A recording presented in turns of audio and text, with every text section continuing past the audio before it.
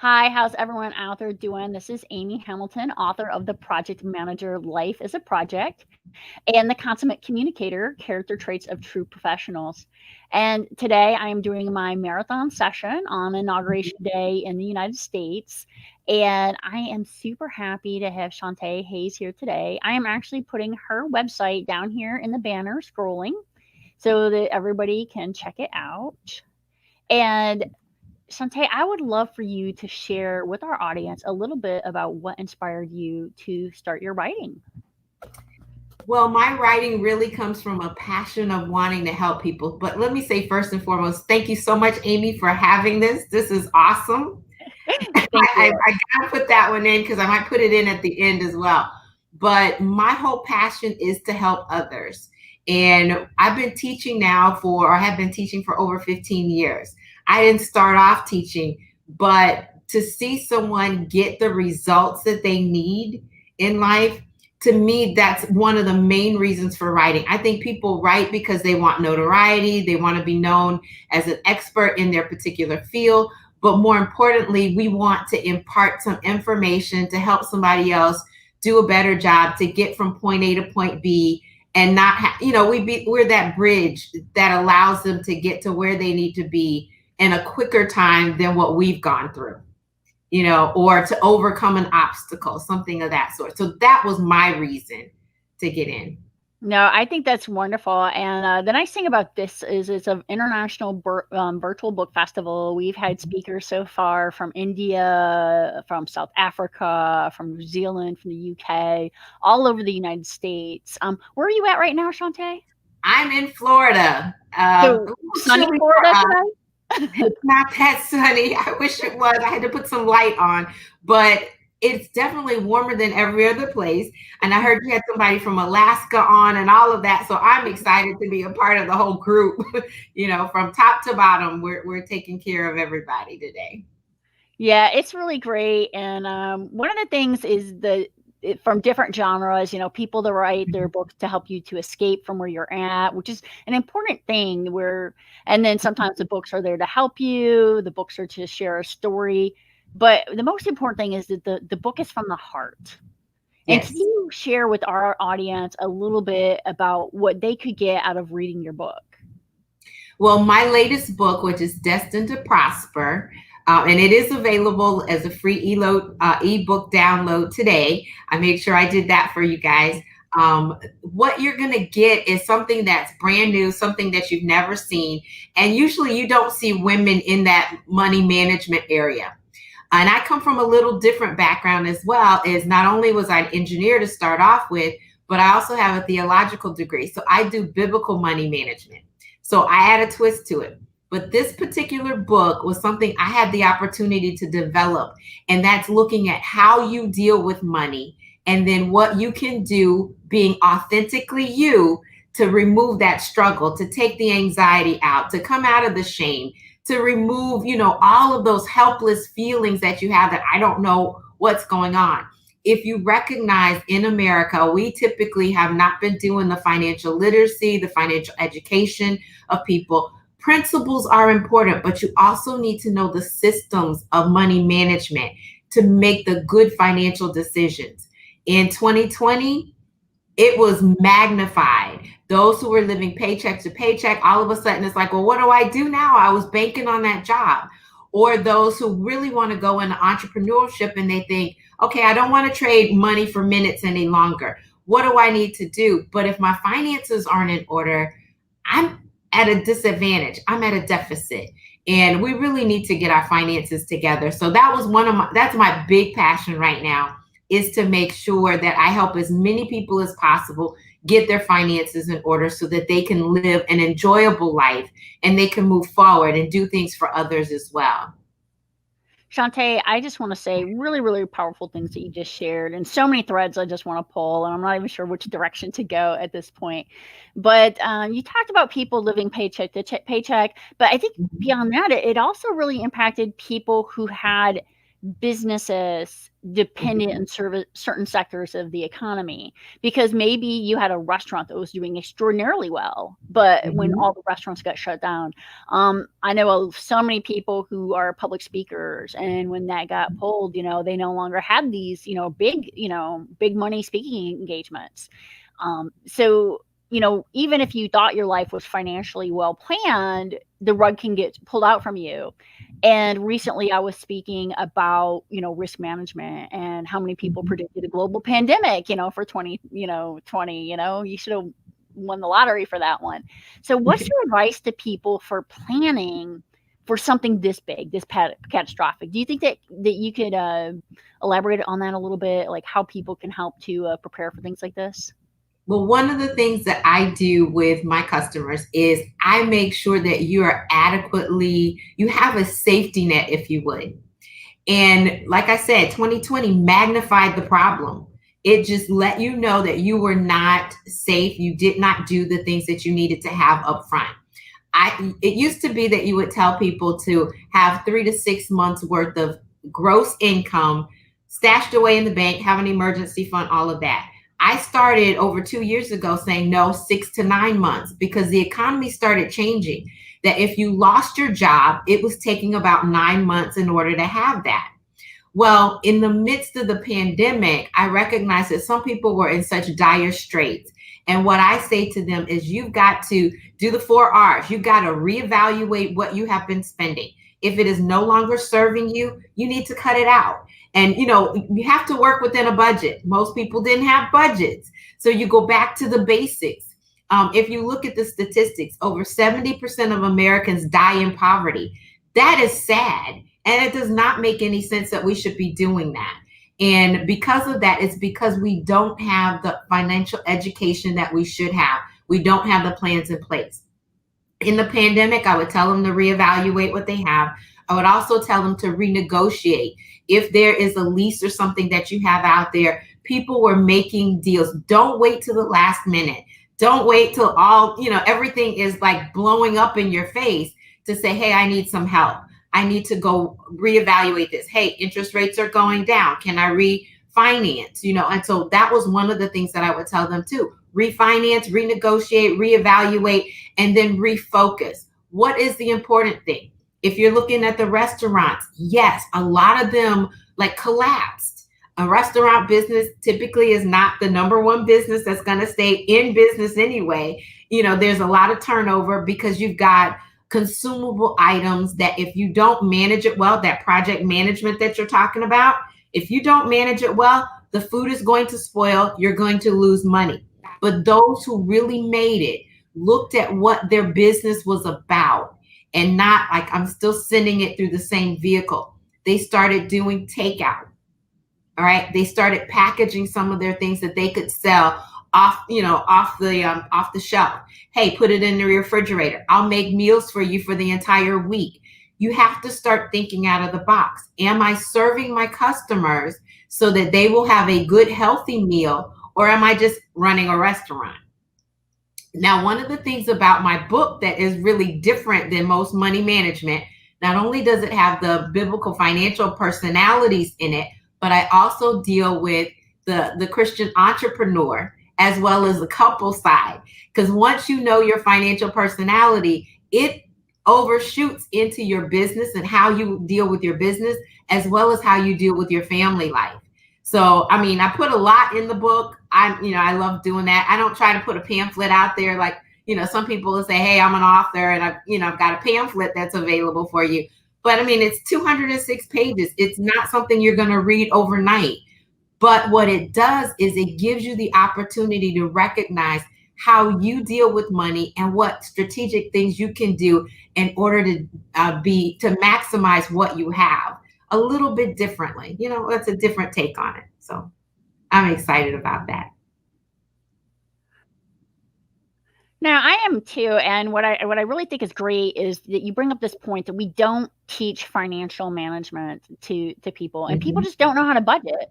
People don't know the basics. And what's really interesting is part of the inspiration from my book, The Project Manager Life is a Project, is I actually knew project managers who were brilliant. And I had this friend of mine, a coworker, and she managed a multi-million-dollar budget at work. And we went out to lunch one day and her credit card got declined. And she was telling me all the financial problems that she was having.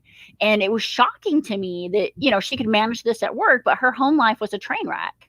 And so it's very interesting that we both kind of saw this similarity, that there's people who are not doing this, and your numbers, your statistics, absolutely overwhelming, that people aren't doing just the basics to manage a budget. Well, Amy, at one point I worked at General Motors and I had $1 million budget, was, a new vehicle. What I've recognized is that many entrepreneurs do not have their personal finances in order at all.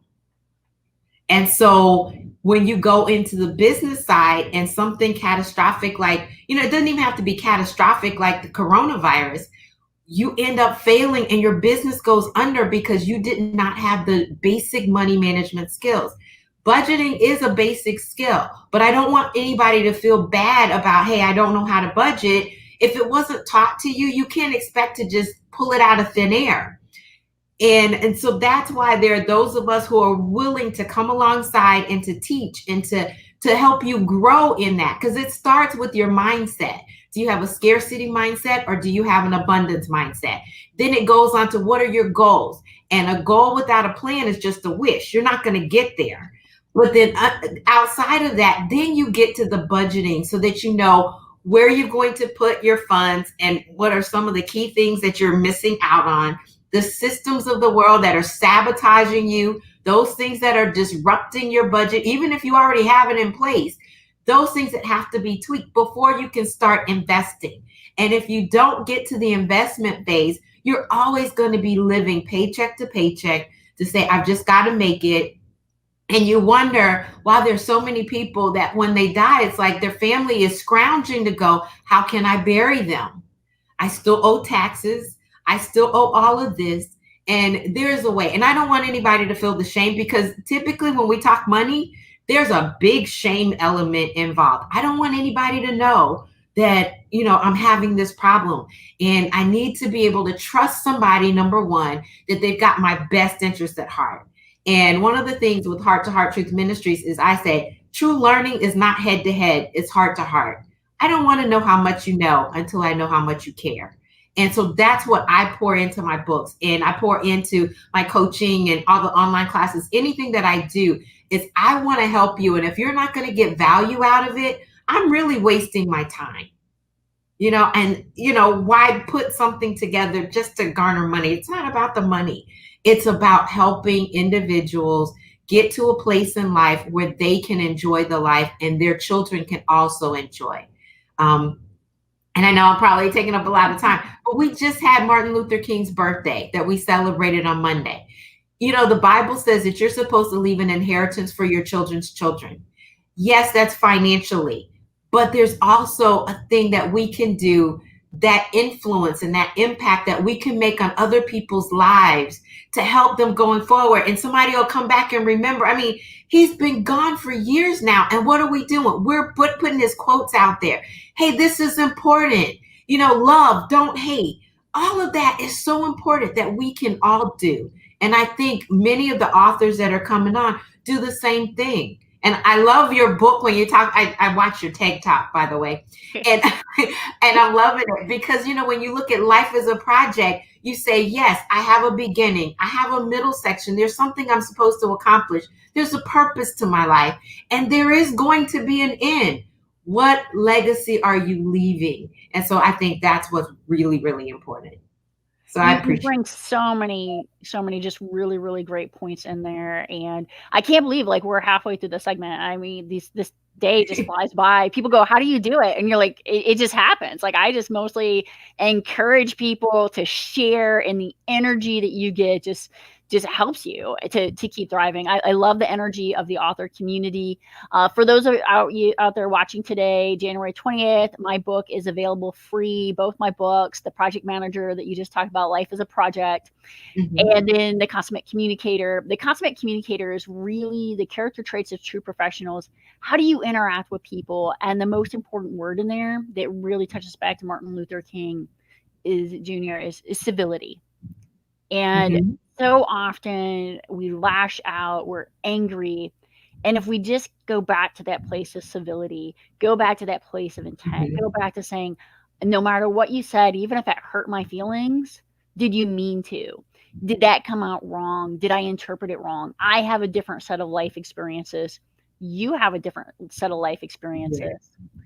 But Chonta, something you said that just really touched me in that description of people coming to you and how much do they care. Some people don't show that they care because they're afraid to be vulnerable. How do you get somebody to open up, to be vulnerable, to show you that they care? I think initially it's just your spirit coming in and they recognize that you have to be vulnerable. I'll tell people all the time, I didn't grow up with everything that I currently have now. Both my parents were teachers and they struggled. But, you know, some people will try to throw out there and say, oh, this is a rags to riches story. Well, we didn't know we didn't have. We didn't recognize that there was a lack, if you would. I'll talk about mindset. And we'll say money doesn't grow on trees. Well, that is a scarcity mindset that, oh, I've got to go get, and it's a competition. When you recognize that a person really genuinely wants to help you, take it. That's all I can say is run to that person. When you know that they're not about just trying to fleece the flock or take advantage of you. And that's another reason I got into the financial side is too many people were fleecing the flock. They were going, oh, give me this, you know, 1995 and you can have blah, blah, blah. And, you know, if it took you a long time to get into debt, don't expect that you're going to get out by winning the lottery overnight. And it just doesn't happen. If you're willing to put in the work, and a person who's going to be real with you and say it's not just going to happen overnight, that's a person who really cares and they have something to bring to the table. But, you know, yeah, you can pie in the sky and all of that, and it doesn't work. It doesn't work. And too many people fall for it because we want to get out. But if it took you 7 years to dig that hole, it won't take you 7 years to get out necessarily, but it is going to take you a little bit of time. It's going to take you denying yourself just a little bit to move forward. And so someone who wants you to move forward, their love is going to show, their desire to help you is going to show, their knowledge is going to show, and you'll be able to grab hold of that and say, that's what I want. So I think that there's so many things that you just said that I want to talk about, but I can only focus for one or two in the time that we have here. One of the things that I think is really important is you just said, you know, like it's going to take the time.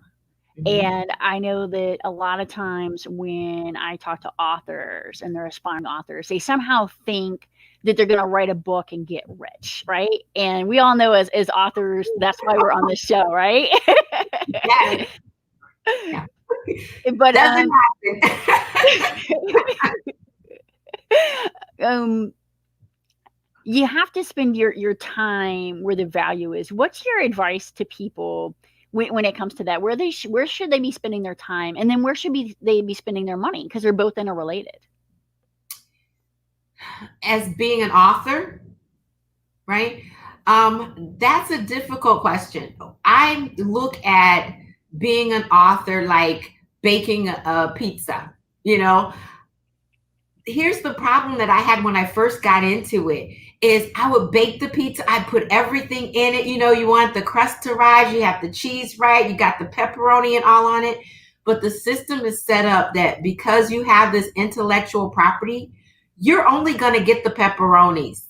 You're not going to get the whole pizza. Somebody else is getting so much of the pie. That was the disappointment that I walked into this authorship with. And others need to learn that. Now, I've learned quite a bit in my journey, but if you've got the passion and it is your heart's desire to really impart or take somebody on a journey or give them that entertainment or teach them something, if that is your heart's desire, then you're not going to stop writing. You're not going to stop doing it because you really weren't in it for the money. What they also don't teach you is you have to market your own books because nobody else is going to market it. You have to figure out how to have your own platform. You have to identify who your ideal customer is and be able to talk to them. Yeah, there's some other things with the formatting and the book cover and all of that that you go through, which is somewhat difficult to get through and to make it. But if your heart is there that I want to help, I want to do for the right reasons, then I am sure that somebody else will come along. I talk to authors all the time and they say, well, I don't do this and I don't do this. How did you figure that out? I'm a systems person. I'm like you with the program management, that engineering side, that left brain of mine, it works, and so I'm figuring out the systems of this didn't work, do this better. And it doesn't, let me say it this way. The Bible says you reap what you sow. It does not take anything away from you if you share your knowledge with someone else and help them. So that's why I love what you're doing today in allowing us an opportunity or a platform to tell people about what we have to offer. You're going to reap the benefits from this as well because others now are going to know about you. And so I started doing something similar. It's like, let me help you, because if I'm helping you, I'm going to eventually not only help my customers, but I'll help myself as well. So that's my take on it. Keep doing it. If you've got a book in you, do it for the right reasons. And, don't let anything stop you. Don't look for the millions. Unless you sell 1 million books, you won't get $1 million. That's the way I look at it. Now, you bring up so many great points there. And first of all, thank you, because this project came about as a passion project because authors during COVID, especially people who were really dependent on indie book sales, going to the coffee shops and doing the book signings, all that's gone now. Yes. And the beauty of where it's opened up, though, is, this is a global platform now. This is being shared in India. This is being shared in New Zealand. And it really has changed the paradigm. It's changed the market. And I love giving back to this community because they give so much to me. We had talked right before this segment, and you said, oh, where do you get the energy? And I'm like, from you. I take your energy. and then I just continue to use the energy from these amazing authors, through the day, and then to inspire me to keep going and to do it the next time. We have talked so much. I can't believe we're getting near to the end of this segment. Okay, is there anything that I haven't talked about that you wanted to talk about? Because I know that there's so many different threads I would still like to pull. Well, my biggest thing for me is I help people put feet to their faith. What you believe in, I think you can achieve. I know you can, but sometimes we need the systems, we need the tools in order to get there. Other people have those tools. They figured out that system and they're willing to help. That's what I like to do. So I'm an action person, and I say, I help you put feet to your faith and walk victoriously. You'll hear me say that all the time. It's truly not head to head. It's about the heart. I want to see you succeed. And if you do that, then I've accomplished what I was supposed to do. So that's the part that I love. And anyone who is in that same realm and you're feeling me, as we say, if you are on the same wavelength that I'm on and you want some assistance from me, I'm all willing and able, ready to help those who are willing and able to put forth the effort and to just jump right in. So I've got plenty of books that are out there, and I know we're just highlighting that one, but definitely get that ebook download. That's my give back. My goal was 100 people, which is equivalent to about $1,000 in giveaway. But I've had so many testimonials where people call me back and say, thank you, this was such an answer to prayer. I would not have, and I didn't want anybody to know. Those are the things that really warm my heart. So that's just my heart. So, but I really appreciate you, Amy. I appreciate all that you're doing and all the wonderful authors that are coming on. I know some of them, and I'm going to be watching all day. I'm loving it. Thank you so much. So I have your website scrolling across the bottom of the screen for people to be able to reach you. What are they going to find when they go to your website? You'll find a multitude of products, that's for sure. But what I want you to do is with this, there's a quick one that you can do. It says remove the struggle from money management. Definitely sign up for that. It's a quick video for you to be able to watch, and it'll give you a PDF, basic information, because I go through 4 different personality types, which is what's in the book. But I'll give you the synopsis of it. And that way you can at least have one takeaway. You get a breather. Everybody wants a breath of fresh air in the midst of all of this. You get that to kind of immediately remove some of that anxiety and that struggle. But then outside of that, I would say jump on a call with me for sure. And I can direct you depending on your personality type, how you do what you do, and what's the best method for you to follow, whether it be an online class or whether it be an actual coaching class with me. I don't want to put you in something that is not going to work for you. So go to my website, and it's scrolling on the screen. So I'm glad of that, h2htruth.org. But go there, set up a call with me. I'm so willing to talk with anyone who is trying to get their finances in order. I'd love to talk to you, and I love to be your coach. And you bring up a great point there, because it's not just about you want to help them with their finances. You want them to help with their life and to make their life a better place, giving them that breather, giving people the opportunity, because how stressful can finances be? How much does it just weigh on you? It can impact your physical health, your mental health, your emotional health. So really, if you are struggling in the financial world, it's not just that Chonta wants to help you with your money. She wants you to help with your life.